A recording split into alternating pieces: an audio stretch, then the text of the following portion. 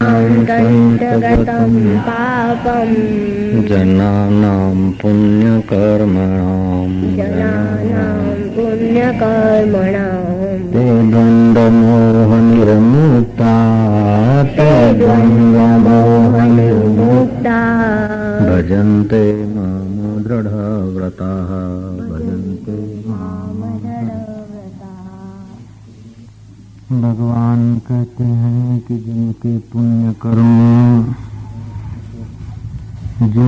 कर्म मनुष्यों के पाप नष्ट हो गए हैं, वे द्वंद्व मोह से रहित हुए दृढ़ व्रती होकर मेरा भजन करते हैं। जो पुण्य कर्म मनुष्य हैं उनके पाप नष्ट हुए हैं, ऐसे ही मेरा भजन दृढ़ता से करते हैं। एक बात ध्यान से सुन लेना कि जितनी अपने जीवन में भगवत भक्ति की दृढ़ता है उतना ही आदमी पुण्य कर्मा होता है। जितना ईश्वर के रास्ते चलने का पक्का निश्चय है उतना वो जल्दी पहुंचता है। यज्ञ करना, उपवास करना, तीर्थ यात्रा करना ये सब अच्छा है, लेकिन भगवान के तरफ भक्ति ज्ञान पाने के तरफ चलने का निर्णय करना ये सबसे ज्यादा श्रेष्ठ है।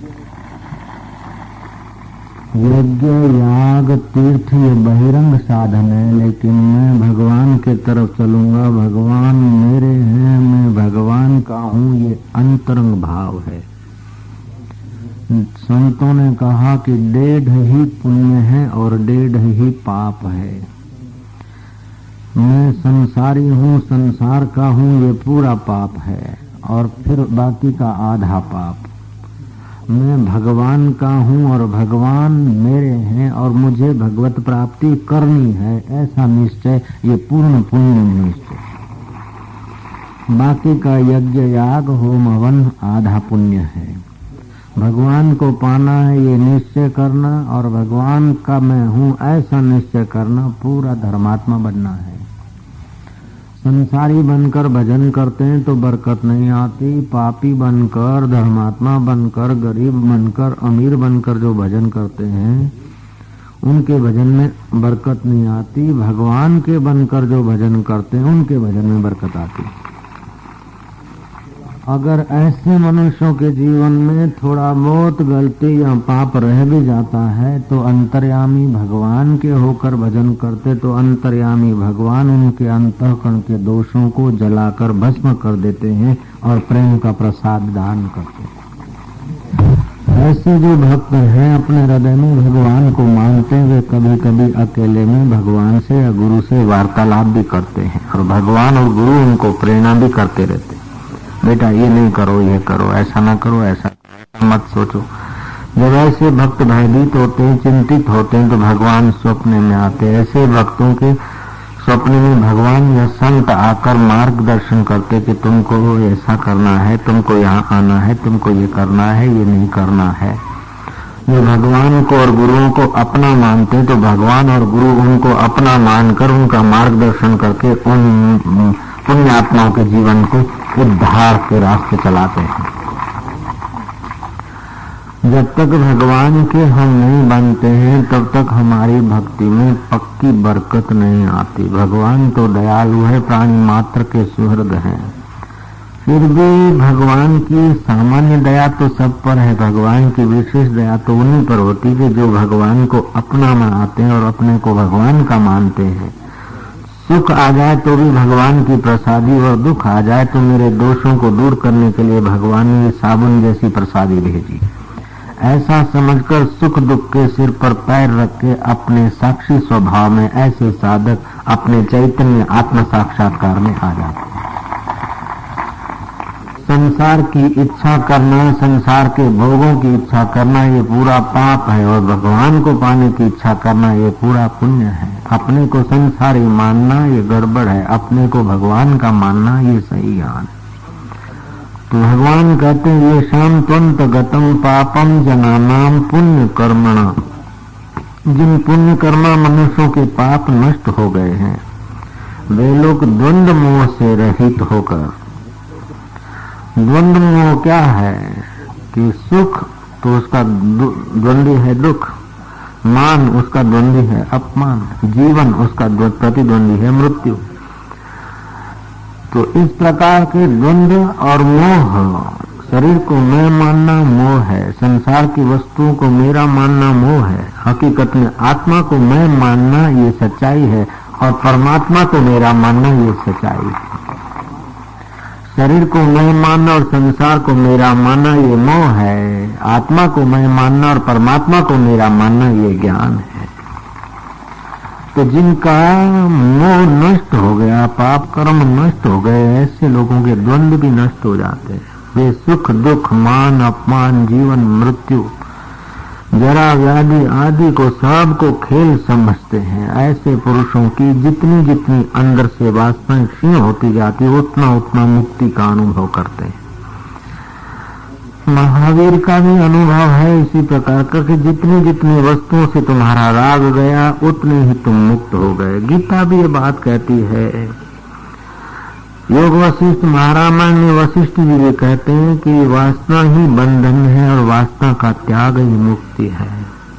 जितनी जितनी हल्की वासना है उतना आदमी हल्का, मध्यम वासना है तो उतना आदमी थोड़ा सा मध्यम, उत्तम वासना है तो आदमी उत्तम, और वासना चली गई तो परमात्मा स्वरूप हो जाता है, बोध स्वरूप, ज्ञान स्वरूप हो जाता है। कुछ चाहिए तो गदाई है, कम चाहिए तो खुदाई है, और कुछ नहीं चाहिए तो शहंशाही है। तो जिनका मोह नष्ट हो गया वो भगवान के सिवा कुछ ही को नहीं चाहते, और आगे चलकर भगवान को चाहने की इच्छा भी शांत हो जाती है। भगवान स्वयं उनके अंतःकरण में सोहम रूप से प्रकट हो जाते हैं। इसी बात से आरती वाले गाते हैं कि ज्योत से ज्योत जगाओ सतगुरु, मेरा अंतर तिमिर मिटाओ सतगुरु, ज्योत से ज्योत जगाओ, हमें बालक तेरे द्वार पर आए, सोहम शब्द सुनाओ सतगुरु, ज्योत से ज्योत जगाओ। अंतर में युग युग से सोई, तुम्हारी आत्म चेतना युगों से सोई है, उसको जगा दे। कोई संत मिल जाए, कोई संत फकीर पहुंचा दे भव पार। जो सुरता अपने शरीर में लगी है, संसार के मोह माया में लगी है, वही वृत्ति जब अपने सोहम स्वभाव में आती है तो जीव मुक्ति का अनुभव करता है, महानिर्वाण का अनुभव करता है, कैवल्य ज्ञान उसको प्राप्त हो जाता है। महावीर की भाषा में कह दो तो कैवल्य ज्ञान, और श्री कृष्ण की भाषा में कह दो तो लब्ध्वा ज्ञानम पराम शांति मचिरेणादि गच्छति। ऐसे परम ज्ञान में श्री रामचंद्र जी नित्य रमण करते थे। ऐसा ज्ञान जिनको उपलब्ध हो जाता है वे आदर्श पुरुष हो जाते हैं। भगवान रामचंद्र जी आदर्श राजा है, आदर्श पति है, आदर्श अतिथि है, आदर्श मित्र है, आदर्श समाज सुधारक है और आदर्श पुत्र है। अरे रामचंद्र जी आदर्श शत्रु है। मित्र हो तो श्री राम जैसा हो और शत्रु हो तो भी श्री राम जैसा हो। सुग्रीव से मैत्री की श्री रामचंद्र जी ने, रामचंद्र जी से मैत्री की सुग्रीव ने। किष्किंधा का ने सुग्रीव राज्य सुग्रीव को दे दिया और लंका का राज्य विभीषण को दे दिया। मित्र हो तो ऐसा हो, कष्ट आप सहे और यश और भोग सामने वाले को दे। श्री रामचंद्र जी जानते हैं। शत्रु हो तो राम जी जैसा हो। रावण की जब डेथ हुई है, वीर गति को प्राप्त हुआ रावण, तो श्री राम कहते हैं कि विभीषण जाओ राम जी का, रावण का, पंडित रावण का, बुद्धिमान रावण का, वीर रावण का अग्नि संस्कार विधि संपन्न करो। विभीषण कहता है ऐसे पापी और ऐसे दुराचारी का मैं अग्नि संस्कार नहीं करता। राम जी कहते हैं कि रावण का अंतःकरण गया तो बस मृत्यु हुई तो वैर भाव भूल जाना चाहिए। अभी जैसे बड़े भैया का, श्रेष्ठ राजा का राजोचित अग्नि संस्कार किया जाता है, ऐसे करो। अगर तुम नहीं करोगे तो राम जी कहते हैं मैं करूंगा रावण का अग्नि संस्कार। रामचंद्र जी जब सेतुबंध रामेश्वर की पूजा करना चाहते तो उसकी स्थापना के लिए अपने शत्रु को, प्रतिपक्षी को, पंडित को बुलाते हैं, रावण को, उससे पूजा करवाते हैं। शत्रु को भी मान देने की कला श्री राम जी जानते, क्योंकि रामचंद्र जी के चित्त में द्वंद नहीं है, द्वंद बाहर है। रामचंद्र जी के चित्त में मोह नहीं है, द्वंद नहीं है, इसलिए शत्रु के प्रति भी श्री रामचंद्र जी उतने ही उदार हैं जितना आदमी अपने शरीर के प्रति होता है। कोई दुनिया का ऐसा कोई पंडित या महाराजा या नेता या कोई जो युद्ध के मैदान में जिससे युद्ध करना है उसी को बुलाए और उसी से पूजा करवाए और मुहूर्त दिखवाए। और रावण भी कम पंडित नहीं था, जरा सा रास्ता भूला था, बाकी रावण ने भी विधिवत मुहूर्त देखा ईमानदारी से। आज के राजनेताओं को ये बात सीखनी चाहिए। कितना भी द्वेष हो, कितना भी द्वंद हो, लेकिन विश्वासघात नहीं होना चाहिए। रावण ने विधिवत सेतुबंध रामेश्वर की उपासना करवाई, स्थापना की, और रावण ने आशीर्वाद दिया। रामचंद्र जी यजमान बने हैं और रावण पुरोहित बना है। रामचंद्र जी को विजय होने का आशीर्वाद दे रहा है। ये इतनी उदारता तो रावण में भी तो थी। शत्रु हो तो राम जी जैसा हो और मित्र हो तो राम जी जैसा हो, और बुद्धिमान महिलाएं चाहती कि पति हो तो राम जैसा हो, और प्रजा चाहती राजा हो तो राम जैसा हो। पिता चाहते कि मेरा पुत्र हो तो राम के गुण से संपन्न हो, और भैया चाहते कि मेरा भैया हो तो राम जैसा हो। भक्त चाहते कि इष्ट हो तो मेरा राम जी जैसा हो, और सेवक चाहते स्वामी हो तो मेरा राम जी जैसा स्वामी हो। श्री राम जी में सर्वगुण संपन्न श्री राम जी का चित्त है। कोई भी परिस्थिति रामचंद्र जी को द्वंद्व में या मोह में खींच नहीं सकती। द्वंद्वातीत, गुणातीत, कालातीत स्वरूप में रामचंद्र जी विचरण करते हैं। राम जी के गुणनायक, गुण गायक पृथ्वी के ही मनुष्य वाल्मीकि ऋषि, राम जी की अर्धांगिनी भगवती सीता जी पृथ्वी से ही प्रकट हुई थी। राम जी के भाई लक्ष्मण जी हैं जो पृथ्वी को धारण करने वाले शेष अवतार। राम जी के चरित्र नायक वाल्मीकि हैं, और राम जी के गुण चरित्र ऐसे हैं कि सब लोगों को सर्वकाल में सब ग्राह्य है, अनुकरणीय है। ऐसा कोई भी गुण या लीला नहीं जो अनुकरणीय और ग्राह्य न हो। रामचंद्र जी सभा में पहले बोलते थे, शत्रुओं के लिए वो अग्नि, तप्त अग्नि के समान थे। साथ साथ में उतना ही सुमेरु की सुंदर मधुर लहरियां उनके चित्त में उसी समय शांति और आनंद। मंदार पर्वत की लहरियां और शत्रु के लिए श्री रामचंद्र जी अग्नि के बराबर थे। साथ साथ में उसका भला करने के लिए मंदार पर्वत की लहरियों के जैसा भी उनका चित्त उसी वक्त रहता है। शीतल ऐसे जैसे जल को भी मात कर दे, ऐसा रामचंद्र जी का अंतःकरण शीतल। रण के मैदान में रामचंद्र जी ऐसे की जैसे अग्नि दग्ध कर दे, ऐसे सामने वाले के पाप, ताप और अहंकार को दग्ध करके स्वधाम में पहुंचाने में भी देर नहीं करती। शीतलता ऐसी कि महाराज मंदार पर्वत की लहरियां जैसे शीतल होती है, ऐसे शीतल। भगवान राम जी में धैर्य ऐसा जैसे पृथ्वी का धैर्य, और उदारता ऐसी कि जैसे कुबेर भंडारी देने बैठे तो फिर लेने वाले को कहीं मांगना न पड़े, ऐसे रामचंद्र जी उदार। और उदार्य का गुण किसी किसी के भाग्य में होता है। पैसा मिलना बड़ी बात नहीं है, लेकिन पैसे का सदुपयोग करने की उदारता मिलना ये भी किसी के भाग्य में होती है। मूर्ख का भाग्य तो इंजेक्शन में ही पैसा खर्च करता है, लड़ाई झगड़े में या तो छोड़ के मरता है। लेकिन उदार आदमी अपना हृदय तो पवित्र करता है। जो जो आप देते तो तुम्हारा औदार्य भाव प्रकट होता है, तुम्हें आनंद आता है, तसल्ली होती है। कल उदयपुर के साधक आए और यहाँ के समिति के 2 साधक बैठे। उन्होंने कहा कि स्वामी जी जब देते हैं तो बड़ी खुशी होती है। मैंने कहा ये तुम्हारा अनुभव नहीं, सबका है। जितना जितना तुम देते हो उतना उतना बंधन कम होता है। उन वस्तुओं से तुम मुक्त होते हो, उन झंझटों से तुम मुक्त होते हो। देने वाला तो कलयुग में छूट जाता, लेकिन लेने वाला बंध जाता। लेने वाला अगर सदुपयोग करता है तो ठीक है, नहीं तो लेने वाले के ऊपर मुसीबत पड़ती। मेरे को जो लोग प्रसादी देते हैं या कुछ देते हैं तो उस समय मेरे को बोझा लगता है। जब मैं उड़ाता हूँ, प्रसाद बांटता हूँ या कोई सत्कर्म में जो भी कुछ चीज आती है बस दोनों हाथ से उड़ाता हूँ तो मेरे हृदय में एक आनंद, औदार्य का सुख महसूस होता है। तो रामचंद्र जी उदार ऐसे हैं कि मानो कुबेर भंडारी देने बैठे तो फिर क्या बाकी के बचता है, लेने वाला तृप्त हो जाता है।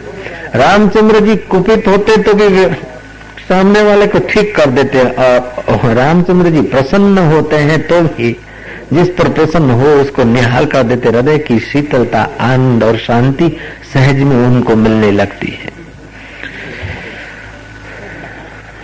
श्री रामचंद्र जी बहादुर थे, पराक्रमी थे, साथ साथ में वे विनम्र थे और विनयी भी थे। कई लोग बहादुर होते तो विनम्र नहीं होते, कई विनम्र होते तो पराक्रमी नहीं होते, लेकिन राम जी में दोनों विपरीत गुण साथ में रहते। अग्नि जैसे उष्ण और बर्फ जैसे शीतलता एक साथ रहती। कहां तो महलों में रामचंद्र जी रहते, मोहन भोग पाते हैं, तभी भी रामचंद्र जी का चित्त वही। और जहां जंगल में दर दर घूमना पड़ता है, कंकर और पत्थरों पर, पत्थर की शिला पर शयन करना पड़ता है, तभी भी रामचंद्र जी के चित्त में वही शांति। रामचंद्र जी त्याग करने में आगे और भोग भोगने में पीछे।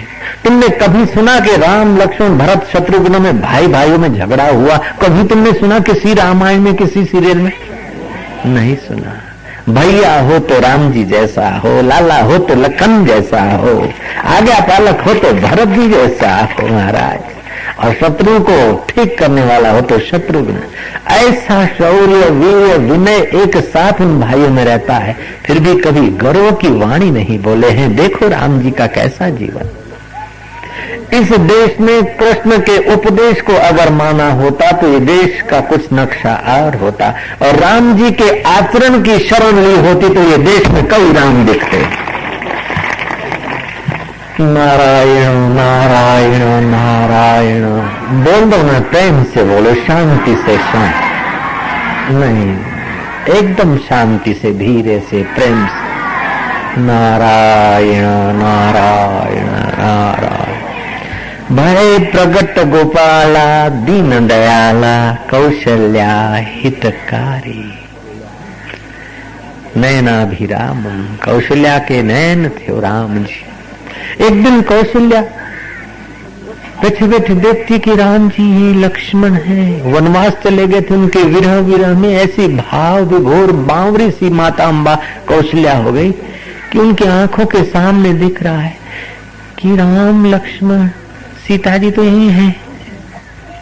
अरे सुमित्रा, सुमित्रा, नहीं सुमित्रा, दौड़ पड़ी सुमित्रा के पास। सुमित्रा को आलिंगन कहती कि रामचंद्र जी वनवास गए, ये बात सच्ची है क्या?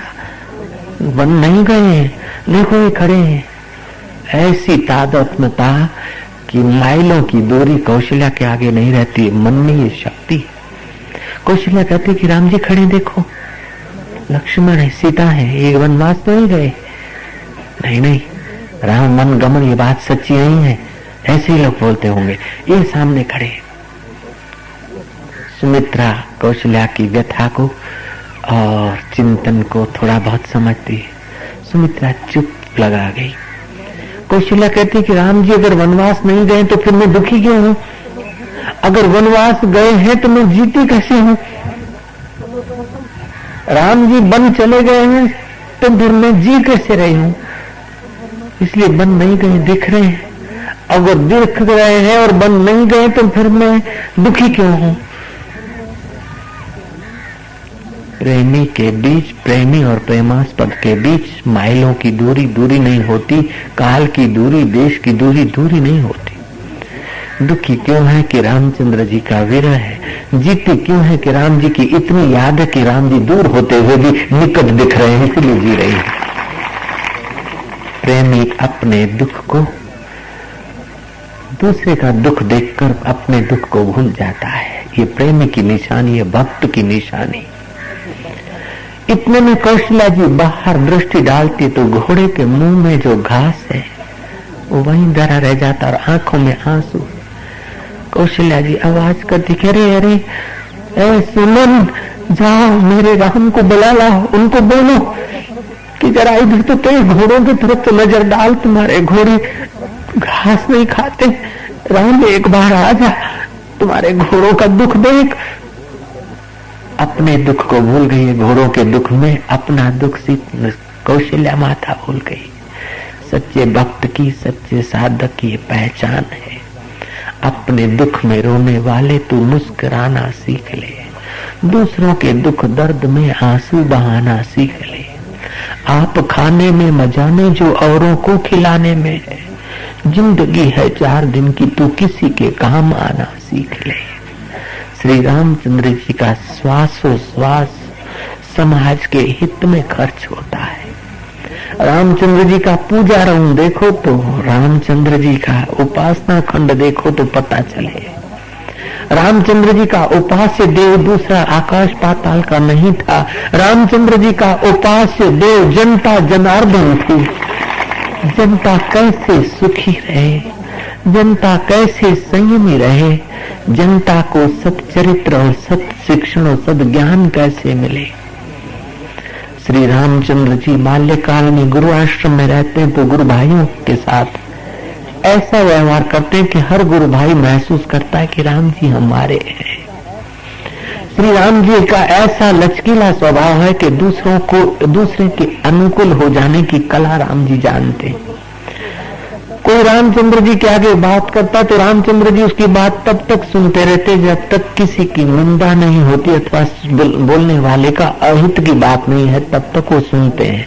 और फिर उसकी बात बंद कराने के लिए रामचंद्र जी सत्ता का, बल का उपयोग नहीं करते हैं, विनम्रता और युक्ति का उपयोग करते, उसकी बात को घुमा देते हैं। क्योंकि निंदा की बात सुना रहा है, निंदा सुनने में रामचंद्र जी का एक क्षण भी व्यर्थ नहीं जाए, दुरुपयोग नहीं करते थे अपने समय का। रामचंद्र जी जब बोलते हैं तो सार गर्भित बोलते हैं, सांत्वना प्रद बोलते हैं, मधुर बोलते हैं, सत्य बोलते हैं और सामने वाले को मान देने वाली वाणी बोलते हैं रामचंद्र जी।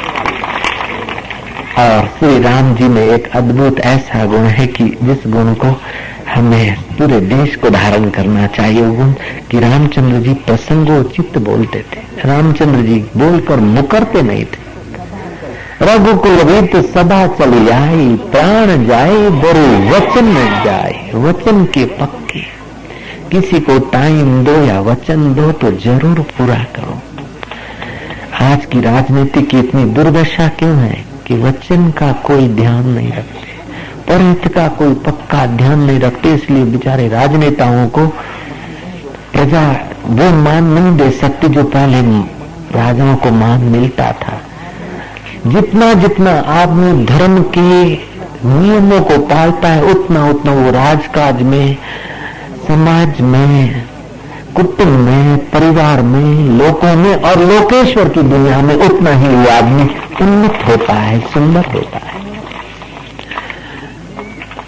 शपथ विधि होती है, राजकारण लोग कृपा करके इस बात को समझ लें और स्वीकारने की कोशिश करें। शपथ विधि में शपथ कर लें, पढ़ लेंगे, मैं भगवान की कसम खाता हूं कि मैं जो भी कुछ करूंगा राग द्वेष रहित होकर निर्णय करूंगा। अब तुम राग द्वेष रहित होकर कहीं निर्णय किए हैं तुमने अथवा करने की क्षमता है कि भगवान की कसम खा के ठोकम ठोक कर रहे हो? फटाफट कसम खा लेंगे, भगवान की कसम खाकर मैं कहता हूं कि मैं जो भी निर्णय करूंगा राग द्वेष रहित होकर। नहीं, बदलना पड़ेगा।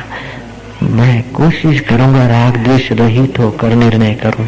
भगवान की कसम खा लिया कुर्सी के लिए, उसकी कसम जो भगवान की कसम खाने कुर्सी के लिए भगवान को भी जेब में रख देते हैं, वे प्रजा को जेब में रख दे, इसमें क्या देर लगेगी भाई? तो भगवान करे ऐसे राजनेताओं को वीआईपी कोटा की कृपा मिले ताकि भगवान का कसम खाने में जरा संकोच करें, क्योंकि वो अंतर्यामी परमात्मा है। अगर उसकी कसम खाओगे तो अंदर से तुम्हारी बुद्धि को फटकारेगा, धिक्कारेगा। फिर तुम्हारे गलत निर्णय आएंगे और प्रजा में तुम्हारी इज्जत कम हो जाएगी। जो भगवान से धोखा करता है वो प्रजा से धोखा करने में उसको देर क्या लगेगी? उन बेचारों को कहीं को तो पता ही नहीं होता, कुर्सी के उत्साह में ऐसा फटाफट पड़ जाते हैं। टीवी में देखा होगा शपथ विधि। मैं भगवान की कसम खा के बोलता हूँ, मैं जो भी करूंगा रागद्वेष रहित, पक्षपात रहित निर्णय करूंगा। अब पक्षपात रहित निर्णय राजनेता करे तो राजनेता नहीं, तो भगवान नेता है। वो तो पूजने योग्य होता है जो पक्षपात रहित तटस्थ निर्णय करे। और तटस्थ निर्णय तो श्री रामचंद्र जी कर सकते हैं, कृष्ण कर सकते हैं, अथवा तो राम का साक्षात्कार किए हुए कृष्ण का मृतक बालक जीवित हो जाए। मृतक बालक जीवित हो गया, उसका नाम परीक्षित रखा गया। श्री कृष्ण की क्षमता की परीक्षा का प्रमाण। पाप श्री कृष्ण की कृपा को वापस धकेलता है। बाकी कृष्ण तो कौरवों से भी बात करने को तो गए। अरे शिविर में भी दुर्योधन के कंधे पर हाथ रखकर श्री कृष्ण कहते बोले, दुर्योधन कैसा, अब तो शिविर, अब तो युद्ध की तैयारी हो गई। दुर्योधन कहता है, युद्ध तो हमारे जैसे वीर करेंगे, तुम तो मायावी हो, मायावी। अब दुर्योधन के कर्मों से कृष्ण की कृपा दूर जाए तो उसमें कृष्ण क्या करे? अर्जुन और युधिष्ठिर की धर्म अनुकूलता और सच्चाई से कृष्ण की कृपा वहां बरसे, इसमें कृष्ण का क्या है? जैसे बिलोरी कांच तुम लेते हो तो सूर्य का प्रकाश और तेज वहां प्रकट होता है, इसमें सूर्य ने क्या पक्षपात किया? और तुम चट्टान रखते हो तो वहां तेज नहीं प्रकट होता, इसमें सूर्य का क्या? करनी आपो अपनी के नेड़े के दूर, अपनी करनी से हम भगवान और संत के निकट से हो जाते हैं, महसूस करते हैं। और अपनी विकृति से हम भगवान और संतों के से दूर अपने को कभी कभी महसूस करते हैं। भगवान और सच्चे भगवान के प्यारे संतों के चित्त में राग द्वेष नहीं होता है। बाकी के लोग राग द्वेष के बिना व्यवहार कर ही नहीं सकते। जय राम जी की। तो श्री रामचंद्र जी प्रेम की मूर्ति थे, पवित्रता की मूर्ति थे, प्रसन्नता के पुंज थे। ऐसे प्रभु राम का प्रागट्य दिन आज रामनवमी की आप सबको बधाई हो। बोलो श्री रामचंद्र भगवान की। रामचंद्र जी सागर जैसे गंभीर, आकाश जैसे विशाल और हिमालय जैसे उदात्त जीवन जीने की कला दिखाने वाले साक्षात धर्म के विग्रह थे, मूर्तिमान धर्म थे रामचंद्र जी। वे ईर्ष्या से सदैव पर रहते थे, लोगों के रक्षण में सदैव उनका चित्त चिंतन करता रहता था। और वे संबोधन करते थे तो विनम्र होकर संबोधन करते थे। और रामचंद्र जी प्रसंगों उचित बोलते थे। प्रसंग हो भोजन का और बात करके मैं जिल्ला लिया कब जाते है। प्रसंग है शादी का तो फिर मृत्यु की बात नहीं, और प्रसंग है मृत्यु का तो फिर शादी विवाह की बात न करो। लोग शमशान में जाते तो भी गपशप हांगते रहते और राजकारण की बात करते रहते। शमशान में जाओ तब उतनी देर तो शांत मन को समझाओ कि मान तेरे को एक दिन यहाँ आना है, इसको जलाकर घर लौटता है, लेकिन तेरा एड्रेस भी तो यही है, इसलिए सावधान हो। जब शमशान में जाए तो प्रसंगोचित चिंतन करने से लाभ होता है। लोग शमशान में भी बीड़ियां फूंकने लग जाते हैं, शमशान में सिगरेट फूंकने लग जाते, शमशान में किसी की निंदा स्तुति के चक्कर में पड़ जाते। प्रसंगोचित व्यवहार करने की कला होनी चाहिए। रामचंद्र जी में वो कला थी। जीवन में नियम होना चाहिए, तो उस नियम से मन इंद्रियां संयत होती है।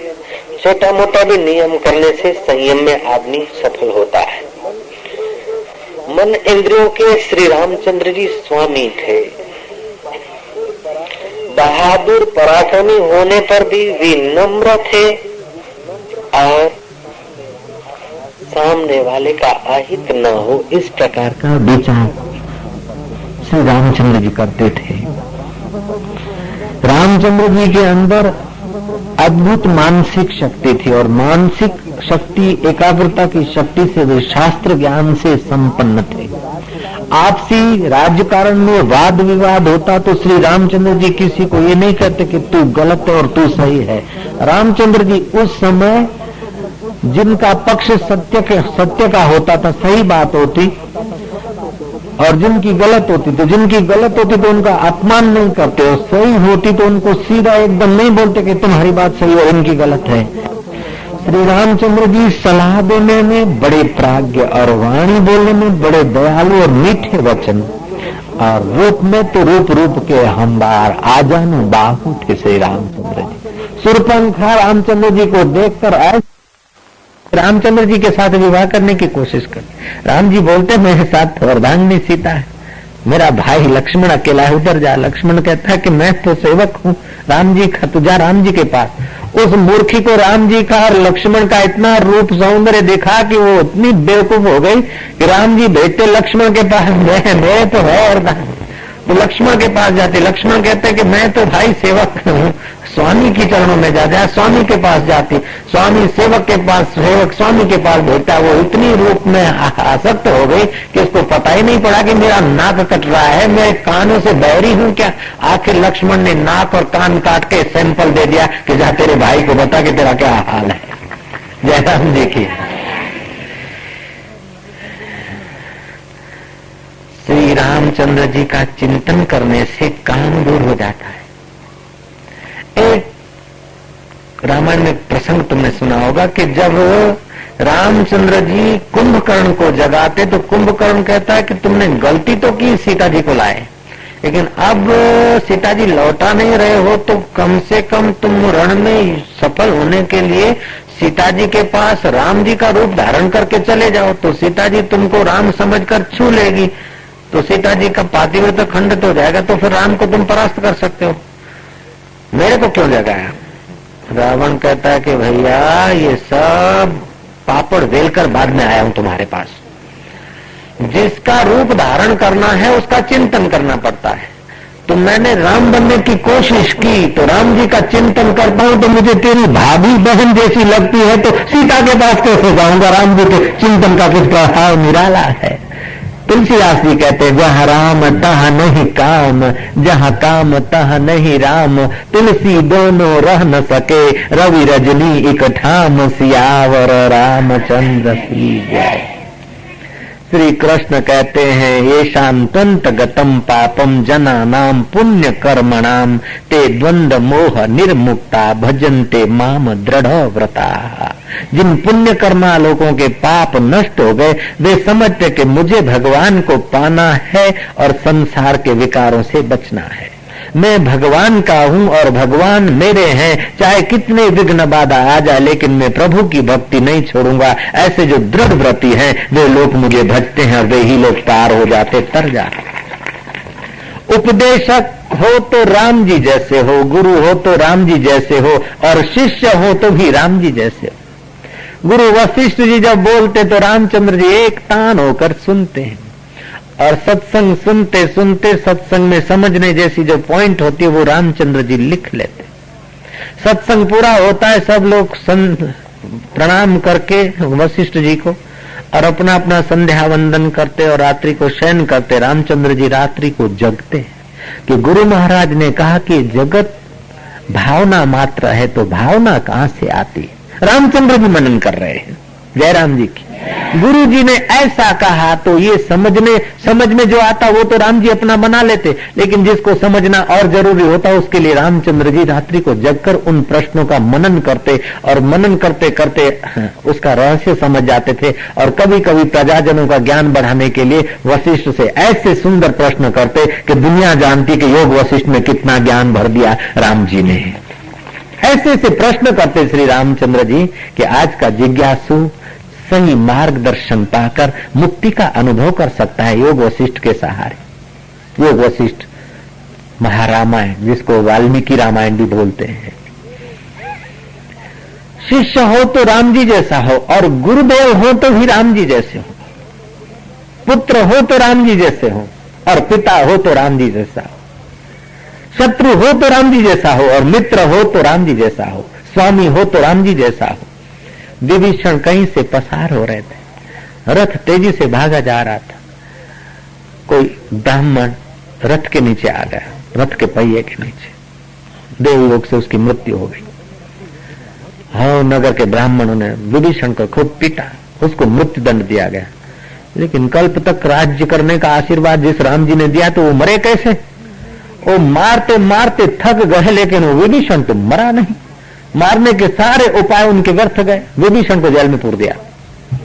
राम जी को पता चला, अयोध्या से राम जी गए हैं और उन नगर में जाकर ब्राह्मणों को कहा कि ये विभीषण मेरा सेवक है और इसके द्वारा अपराध हो गया है। हमारे रघुकुल का ये नियम है कि सेवक का अपराध भी स्वामी अपने सिर पर लेते हैं, स्वामी का माना जाता है। आप मुझे मृत्यु दंड दीजिए, मेरे इस विभीषण को छोड़ दीजिए, खोल दीजिए। है कोई दुनिया में ऐसा स्वामी? सेवक का अपराध स्वामी का अपराध माना जाता है। सेवक को जो सजा मिलनी है वो मुझे दीजिए। ब्राह्मण चरणों पे पड़े कि श्री रामचंद्र जी तुम्हारी जय हो, जय हो, जय हो। विभीषण को खुला कर दिया। ऐसा नहीं कहते कि मैं आदेश देता हूं, अयोध्यापति श्री राम फरमान करते हैं कि विभीषण को छोड़ दो, क्योंकि कल्प तक का राज्य करने का मैंने आशीर्वाद दिया है, वरना तुमको मैं श्रापित कर दूंगा। ऐसा नहीं कहते। सिकंदर में, हिटलर में, सीजर में और राम जी में जमीन आसमान का फासला है। ऐसे ही पाश्चात्य संस्कृति और भारतीय संस्कृति में भी जमीन आसमान का फासला है। पाश्चात्य संस्कृति अपनी स्मृति को और अपने पुरुषार्थ को ऐहिक भोग में ही लगा देती है और भारतीय संस्कृति अपने पुरुषार्थ को और स्मृति को ऐहिक उपयोग करते करते परमार्थिक साक्षात्कार करने के तरफ का इशारा करती है। पाश्चात्य संस्कृति कहती है कि हमारे पूर्वज जल में से मत्स्य कच्चे होते हुए बंदर हुए और बंदरों में से सुधरकर हम मनुष्य हुए हैं। और भारतीय संस्कृति बोलती है कि हमारे पूर्वज ऋषि मुनि थे और उनके पूर्वज ब्रह्मा जी थे, उनके पूर्वज भगवान आदि नारायण थे। हम भगवान का वंश है, हमारा पतन हुआ है, हम साधन भजन करके फिर अपना प्रोग्रेस करके भगवान को पाएंगे। ये भारत की संस्कृति बोलती है। पाश्चात्य संस्कृति भोग प्रधान है और भारत की संस्कृति योग प्रधान है। माटी माटी में फर्क बड़ा। इस माटी में जन्मे साधु और उस धूल में जन्मे डिक्टेटर। वहां से जो भी आए वो कोई पिस्तौल के बल से तो कोई छल के बल से यहाँ का शोषण किया है। और यहाँ से जो संत गए हैं गीता रामायण उपनिषदों के प्रसाद से उनके हृदय का पोषण करके आए हैं। दुनिया की 4 संस्कृतियां अति प्राचीन है। मिस्र की संस्कृति प्राचीन है, रोम की संस्कृति प्राचीन है, चीन की संस्कृति प्राचीन है और अपने भारत की संस्कृति प्राचीन है। बाकी की 3 संस्कृति या तो गिरजा घर में अथवा तो अजायब घर में देखने को मिलती है। भारत की संस्कृति में श्री राम और कृष्ण जैसे अवतार हुए तो वो गांव गांव राम राम के नाम से परिचित है। भारत की संस्कृति अभी भी पंडाल में दिख रही। रामनवमी के निमित्त कहो, शिविर के निमित्त कहो, हजारों की तादाद में अभी भी भारतीय संस्कृति के दर्शन हो रहे हैं। गांव गांव में भारतीय संस्कृति के दीदार हो रहे। कनाडा का करोड़ाधिपति आदमी भारत में घूमने आया, उसकी कार खराब हो गई, सड़क पर कार खड़ी किया, उसने कार को ठीक कर रहा है। इतने में देहात का किसान का मन पिघला कि कुछ भी हो, अतिथि है, वो उसको अपने घर ले गया, झोपड़े खटिया बिछा के दिया और गरम गरम गाय का दूध निकाल के उसको पिलाया। ऐसा स्नेह से पिलाया कि कनाडा का वो करोड़ाधिपति आदमी ने जब भारत यात्रा का विवरण लिखा तो उसने कहा, if you want see to India, अगर तुम भारत देखना चाहते हो तो बंबई की टैक्सी ड्राइवर को देखकर भारत के लिए कुछ मत बोलना, अथवा बंबई के बड़े बड़े मकान देखकर भारत के लिए कुछ सोचना मत। ऐसा तो बंबई और न्यूयॉर्क एक जैसा मिलेगा। भारत को देखना हो तो देहातों में जाना। भारत की संस्कृति किसान के घर में, किसान के झोपड़े का वो 1 गिलास दूध इतना मुझे मीठा लगा कि कितनी भी शुगर इतनी मिठास नहीं देती जितना उसका राम राम करते हुए दूध बोना और मेरे अंदर भी राम देखकर मेरे को अतिथि राम समझकर दूध पिलाना, उसका इतना मधुर भाव था कि मुझे करोड़ों और अरबों रुपए से भी वो सुख और आनंद नहीं मिला जो भारत के एक झोपड़े में किसान के घर पर मिला। मुझे आतिथ्य सुख, अतिथि देवो भव, ये भारत की संस्कृति है। मातृदेवो भव ये भारत की संस्कृति है, पितृदेवो भव ये भारत की संस्कृति है, आचार्य देवो भव ये भारत की संस्कृति है, परस्पर देवो भव ये भारत की संस्कृति है। परस्पर हम मिलते हैं तो बोलते हैं राम राम, अर्थात तुझ में जो रम रहा है चैतन्य राम और मुझ में भी राम, मिले तो आह्लाद प्रसन्नता राम राम करके, और जब बिछड़े तभी भी आह्लाद और प्रसन्नता का राम का स्मरण करते करते विदा हुए। तो अर्थात मुलाकात में भी राम ही राम और विदाई में भी राम ही राम। तो बीच में राग द्वेष का क्या है काम? तुझ में राम, मुझ में राम, सब में राम समाया है। कर लो सभी से प्यार, जगत में कोई नहीं पराया है। ये भारतीय संस्कृति है। कोई आदमी बढ़िया राज्य करता है तो श्री रामचंद्र के राज्य की याद आ जाती है कि अरे अब तो जैसा राम राज्य हो रहा है। कोई फक्कड़ संत है, आगे पीछे की कोई फिक्र नहीं है और विरक्त है, बोले महात्मा कहाँ के? बोले ये तो रमते राम है, वहां राम का आदर्श रख देना पड़ता है। और दुनिया से लेना देना करके उस जिसकी चेतना पूरी हो गई, अंतिम समय मुर्दे को भी सुनाया जाता कि राम राम संग है, सतनाम संग है। राम बोलो भाई राम, इसके राम रम गए, राम रम गए। राम के सिवाय शरीर की कोई कीमत नहीं। जैसे अवधपति राम के सिवाय अयोध्या में कुछ नहीं, ऐसे तुम्हारे चैतन्य राम के सिवाय इस नव द्वार वाली अयोध्या में भी तो कुछ नहीं बचता है भाई। कोई आदमी गलत काम करता है, ठगी करता है, धर्म के पैसे खा जाता है, बोले मुख में राम बगल में छुरी। ऐसा करके भी राम जी की स्मृति इस भारतीय संस्कृति ने व्यवहार में रख दी।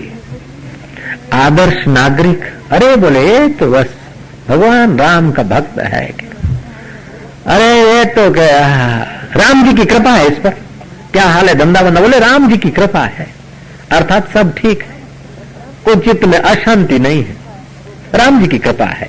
राम जी की कृपा है, अब उसका मतलब क्या कि भीतर में हलचल नहीं है, द्वंद्व मोह नहीं है।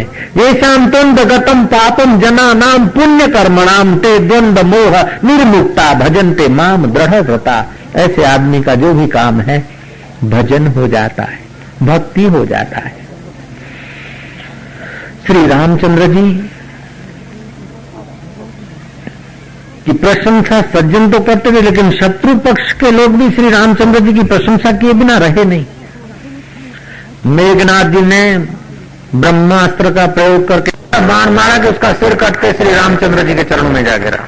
दूसरे बाण से उसकी भुजा काटी और उसकी मिसिस के घर पहुंचा दी, सुलोचना के पास।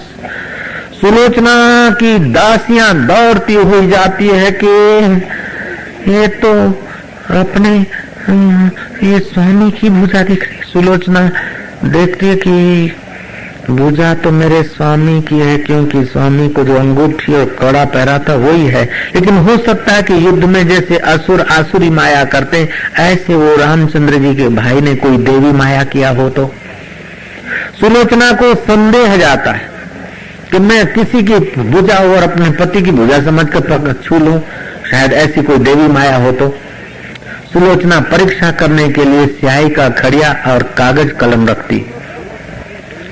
मेरे पातिव्रत्य व्रत की परीक्षा हेतु और आपकी ये भुजा है उसकी खबर हेतु कृपा करके अगर ये मेरे पति की भुजा है तो कुछ लिखकर परिचय दीजिए। सुलोचना के और दासियों के देखते इंद्रजीत की भुजा कलम उठाती है और लिखती है। क्या लिखती है कि राम के गुणगान और लक्ष्मण की वीरता की प्रशंसा कर। शत्रु की भुजा, और वो भी दैत्य कुल का शत्रु, अहंकारी होम। सीरियल में देखा होगा कैसा पोज आता है उसका, फटी आंखें, कड़ा चेहरा, अकरू खान फूल। उसकी भुजा लिखती है कि मैं श्री राम के भ्राता लक्ष्मण के प्रसाद से वीर गति को प्राप्त हुआ। मेरा कहना है कि अभी भी पिताजी को समझाओ श्री राम की शरण जाए, इसी में दैत्य कुल का भला है। शत्रु के प्रति भी राम जी के द्वार खुले हुए हैं, शत्रु के प्रति भी राम जी उदार हैं। राम जी के चित्त में किसी के लिए द्वेष नहीं है। श्री रामचंद्र जी द्वंद्व मोह निर्मुक्त है, अपने स्वस्वरूप में रमण करने वाले भगवान राम साक्षात नारायण का अवतार है। नरानाम अयनम इति नारायणम, नरानाम समूहम इति नारम। नरों के समूह में जो चेतना रम रही, रोम रोम में वो नारायण है, रम रही, इसलिए उसका नाम राम है। ऐसा करते करते भुजा ने राम जी के और लक्ष्मण जी के गुणगान लिखे। सुलोचना पति की भुजा को देखकर जो शोकातुर होकर रोना कूटना करना चाहती थी, वो राम जी के गुण से प्रभावित हुई। उसको थोड़ी सांत्वना मिली, उसने डोली मंगाई और अपने पति की भुजा डोली में रखकर अनुचरों को आदेश दिया, स्वयं डोली में बैठी। पति का सिर होगा तब उसके साथ सती होंगी, ये प्रथा थी। ये कोई नियम नहीं था कि सब करे, अपना अपना भाव था, प्रथा नहीं भाव था उस समय का। तो डोली में बैठकर जाती है रावण की दरबार की ओर। रावण की दरबार की ओर जाते इतने सारे लोग साथ में, तो दैत्य घबराए कि शायद कुछ राम जी का कोई भेजा हुआ कुछ लीला हो गई। तो दैत्य सब हथियार लेके तैयार हुए। देखा तो वो तो कुलवध हुए, शर्मिंदे हुए। कुलवधों को क्या हथियार दिखाना। रावण की दरबार में गई और सुलोचना विलाप करती है कि अभी भी आप चेत जाएं, ये देखो तुम्हारे सुपुत्र का पत्र, और तुम्हारे सुपुत्र की भुजा, तुम्हारे सुपुत्र रण में वीरगति को प्राप्त हुए। अभी तो समझो इतनी कुर्बानियां हुई, इतने गए, अभी तो ससुरा जी आप राम की शरण लो। रावण की तरह ये क्या बोलती है। देव दानव यक्ष गंधर्व किन्नर नव ग्रह जिसके आगे बंधे, उस रावण को शरण लेने की बात करती तेरी मति मारी गई शोकातुर होने के कारण। तू धैर्य रख, सुबह का सूरज उगते ही मैं रण के मैदान में जाऊंगा। ऐसा तो तूफान मचाऊंगा कि उन वनवासियों की मुंडियां, हनुमान की मुंडी, अंगद की मुंडी और गद्दार विभीषण का सिर काटकर तेरे आगे रखूंगा। सारे सिर देकर तू अपना शोक मिटाना। सुलोचना बोलती कि एक हनुमान ने अशोक वाटिका उजाड़ दी थी और लंका जला दी थी, ये बात अभी आपको याद नहीं? जयराम जी की एक अंगद ने अपने पूंछ की ऐसी गादी बनाई कि लंकेश आपकी गद्दी नीचे हो गई। राम जी के दूध से आप निपट नहीं पाए तो श्री राम जी की मुंडी और लक्ष्मण जी की मुंडी लाने की बिंगा हकते उसके मन में आया, लेकिन वो बोल नहीं पाई बेचारी। उदास होकर मंदोदरी के पास गए। अपने आंसू सारती सारती सासू के चरणों में सुलोचना सिर पटक पटक के रोती। सुलोचना का विलाप देखकर मंदोदरी बुद्धिमान थी, बोले बेटी इस समय विलाप करने का नहीं, इस समय हृदय पर पत्थर रखने का है, धैर्य। देव ऋषि नारद जो बोल के गए वो अक्षर अक्षर से सत्य हो रहा है और तुम्हारे ससुरे की मति को काल ने प्रेरित किया है। राम के भाई ने नहीं मारा है और राम जी नहीं मारेंगे। काल ऐसा ही कुछ नियति है, जो देव ऋषि नारद कह गए वो सब होता है। तुम्हारे ससुरा जी को समझाते लेकिन किसी की नहीं मानता है, वे काल से प्रेरित है। जैसे सदाम हुसैन को दुनिया के आगेवान और अच्छे लोग समझाते रहे, लेकिन सदाम का नाक कटाना काल प्रेरित था बेचारे का। बगदाद को उजाड़ कर दिया, विश्व में महंगाई कर दी, अब ही अपना सिर छुपाने के लिए भीख मांग रहा है कहीं की कहीं की। कुछ ऐसे लोग होते हैं जिनका ऑपरेशन प्रकृति को करना अनिवार्य होता है। आप अस्पताल में मरीजों को देखेंगे तो मरीज को कोशिश करके ऑपरेशन से बचाया जाता है, लेकिन या स्वार्थी राजा होते, स्वार्थी डॉक्टर होते तो ऑपरेशन कर लेते, या तो फिर ऑपरेशन के सिवा कोई उपाय नहीं होता तभी ऑपरेशन होता। तो ऑपरेशन का उपाय नहीं हो तब ऑपरेशन होना तो ठीक है, लेकिन कई मूर्ख डॉक्टर या स्वार्थी डॉक्टर छोटी छोटी बात में ऑपरेशन। अरे जैसे कपड़े को काटते और साधते हो तो कपड़े की कीमत जो उम्र आदि हो जाती है, ऐसी कटवा कुटा के ठीक होना ये ठीक नहीं। प्रसूति की जरा सी पीड़ा होती है पेट चीर देते नहीं, तुलसी के पत्ते खाना शुरू कर दो जो माँ होने वाली हो। और गुरु गीता का पाठ करके थोड़ा पानी पियो और मुझे आराम से प्रसूति होगी, पेट नहीं कटवाना पड़ेगा, ऑपरेशन नहीं करवाना पड़ेगा, क्योंकि भगवान की कृपा से भगवान के ही भेजे हुए आत्मा को प्रकट करने का सेवा का मौका मिल रहा है, उसको वेलकम करना चाहिए। डर के मारे पेट सुकोड़ देना और डॉक्टर के विल भी प्रॉब्लम हो सकता है, प्रॉब्लम ऑपरेशन होगा, माइनर होगा, फलाना होगा, पहले से ही साइकोलॉजिकल उसमें भय घुसेड़ देते हैं। उन डॉक्टरों को जरा सबक सीखना चाहिए कि मरीज को भयभीत नहीं करना चाहिए, मरीज को निर्भय बनाकर उसका थोड़ा सा इलाज करके उसके जीवन में तंदुरुस्ती लाना चाहिए। नारायण नारायण नारायण। पहले के जमाने में कहाँ थी काटा पिट्टी, माया 10-10 बच्चों को जन्म देती थी, 20-20 बच्चों को जन्म देती थी। इस राज्य की तो लीला का पता नहीं चलता। बोलते एक, दूसरा अभी नहीं और तीसरा कभी नहीं, लेकिन जिसको 52 देते हुए ऐसे मुसलमान को इनाम भी दिया जाता है। जयराम जी इन दो में 52 बच्चे, 50 और 2, ज्यादा नहीं। ऐसा मेरे बलवान के लोगों ने सुना है। दूसरा में भी एक बंजारा था, उसको भी कई बच्चे थे, क्या पता कितने सारे थे, 40, 37 थे कि 40 से ऊपर थे, ऐसा कुछ। उनको भी वहां के आगे वालों ने बड़ा परिवार, संयुक्त परिवार करके उसका सम्मान कर दिया वोट के लिए।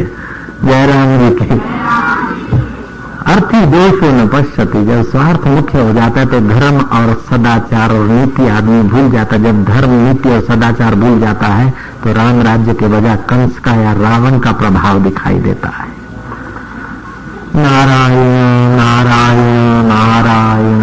भगवान करे कि सबको धर्म के अनुकूल, मर्यादा के अनुकूल, मानव के हित के अनुकूल विचार करके व्यवहार करने का प्रसाद मिले। श्री रामचंद्र जी की कृपा सब लोगों पर, सब पार्टियों पर हो, ताकि वे अपने देश को और अपने दिल को पवित्र किया करे। नारायण नारायण नारायण नारायण नारायण। मंदोदरी कहती है कि बेटी तो अब ऐसा कर कि श्री रामचंद्र जी के पास जा, वो तो भक्त वत्सल है, मर्यादा पुरुषोत्तम है, शत्रु के प्रति भी उनके चित्त में कभी द्वेष नहीं रहता है। ऐसे उदार चरित्रवान श्री राम के चरणों में जा और राम जी तेरे को शत्रु की पत्नी समझकर अपमान नहीं करेंगे, लेकिन तेरी इच्छा पूर्ण करेंगे। शत्रु पक्ष की पत्नी मंदोदरी भी प्रशंसा के बिना नहीं रहती। राम जी का कैसा निर्मल चरित्र है। सुलोचना गई। सुलोचना भीड़ भाड़ से घिरी हुई डोली में बैठी हुई आ रही है तो राम जी के दूत भी जरा चकित हुए कि न जाने ये क्या है, इसमें रावण का कोई राक्षसी माया तो नहीं। सब तैयार हो गए गदा वदा लेकर। नजीक आए तो देखे तो इसमें स्त्री बैठी, सब सावधान हो गए। स्त्री के ऊपर प्रहार करना या उसके ऊपर कुछ भी कड़क करना ठीक नहीं। भारत के संस्कार आए, कैसे आए? श्री राम से मिलना है।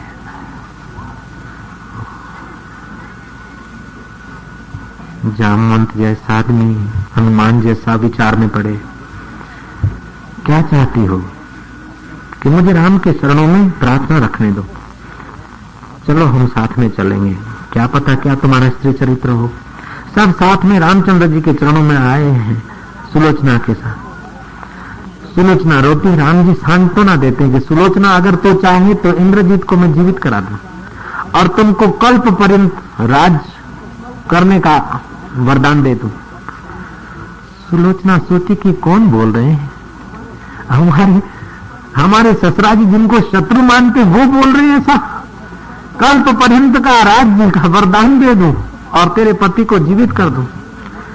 सुलोचना राम के दर्शन से बुद्धिमान हुई, उसका द्वंद्व मोह दूर हुआ।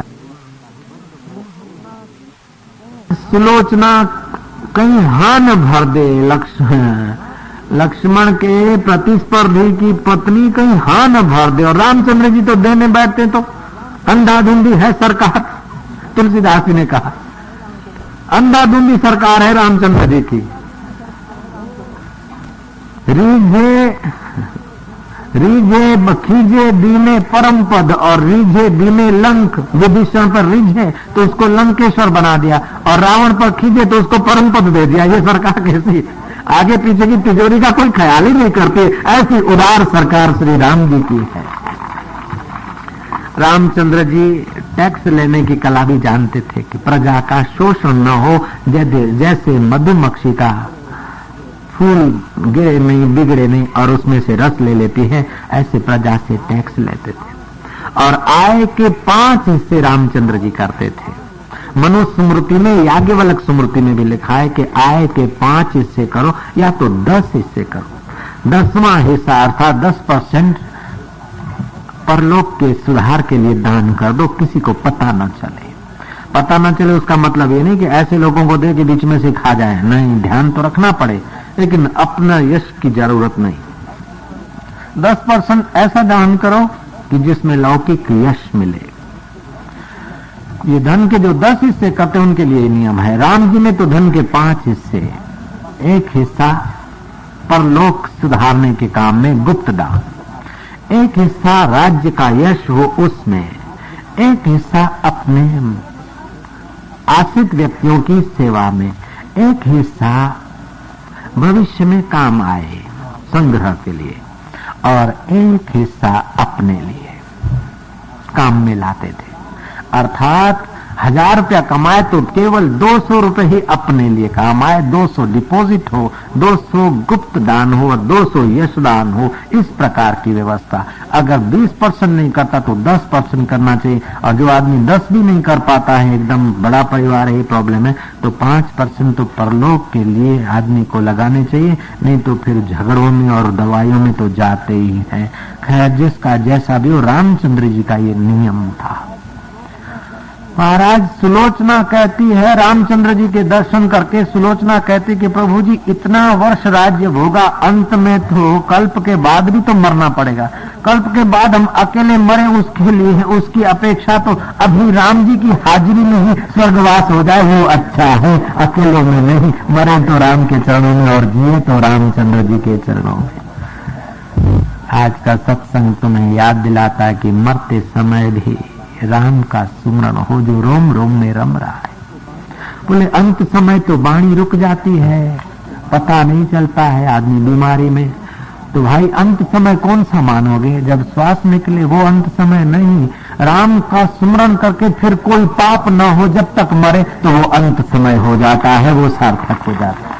समझो आज राम नाम लिया और भजन किया और एकाएक बीमार हो गए, 10 दिन तक पड़े रहे खटिया पे, राम राम नहीं बोल सकते हैं, चिंतन नहीं कर सकते, 10 दिन पड़े रहे और 10 दिन में कोई पाप नहीं किया और फिर मर गया, तो अंतिम समय राम का ही सुमरण आपको फल दे देगा, कल्याण कर देगा। गुरु मंत्र हो, राम नाम का सुमरण हो, जिसकी जो आदत होती है वो तो बीमारी के समय भी वही निकलता है उनके मुंह से। इसलिए भगवान नाम जप की आदत पड़ जाए, जैसे श्वास स्वाभाविक चलता है ऐसे गुरु मंत्र स्वाभाविक चले। जैसे हाथ स्वाभाविक, कहीं मच्छर होता है तो पहुंच जाते हैं, कहीं मक्खी होती तो पहुंच जाते हैं, कहीं गर्मी ठंडी होती है तो अंग को ढकने के लिए या खुला करने के लिए हाथ अपने आप लग जाते हैं। ऐसे ही जीवन में कहीं राग द्वेष आए तो तुम्हारे विवेक के हाथ वहीं पहुंच जाए और राग द्वेष के कांटों को निकाल के द्वंद्व मोह निर्मुक्त हो जाए। यही तुम्हारा पुरुषार्थ है, यही तुम्हारा सच्चा मित्र है, सत्संग ही तुम्हारा सच्चा मित्र है, सत्संग ही तुम्हारा सच्चा साथी है और सत्संग ही तुम्हारा सच्चा जीवन है। जो सत्संग सुनता है, सुनाने में सहभागी करता है अथवा सत्संग की जगह की थोड़ी बहुत सेवा करता है, वो सचमुच अपनी तो सेवा करता है लेकिन अपने कुल का भी उद्धार कर लेता है। रामचंद्र जी जब अयोध्या लौट रहे हैं तो सीधे अयोध्या नहीं गए, रास्ते में पुष्पक विमान रोका है राम जी ने और ऋषि के आश्रम में गए, भरद्वाज ऋषि के आश्रम में गए। इतना ही नहीं, राज्य अभिषेक होने के बाद श्री रामचंद्र जी प्रतिदिन सत्संग करवाते हैं, करते। श्राद्ध कर्म करने में भी रामचंद्र जी कुशल हैं। जो अपने कुल को चमकाना चाहता है वो श्राद्ध कर्म किया करे, पितरों की आशीर्वाद मिलती है, कुल की परंपरा सुंदर चलती है। रामकृष्ण परमहंस की दादी ने कहा रामकृष्ण को कि बेटा शादी किया है तो अपनी पत्नी से बात नहीं करते हो, मेरी इच्छा पूरी कर, कम से कम 1-2 बेटे को तो जन्म दे। बोले जन्म दिया तो फिर क्या हो जाएगा?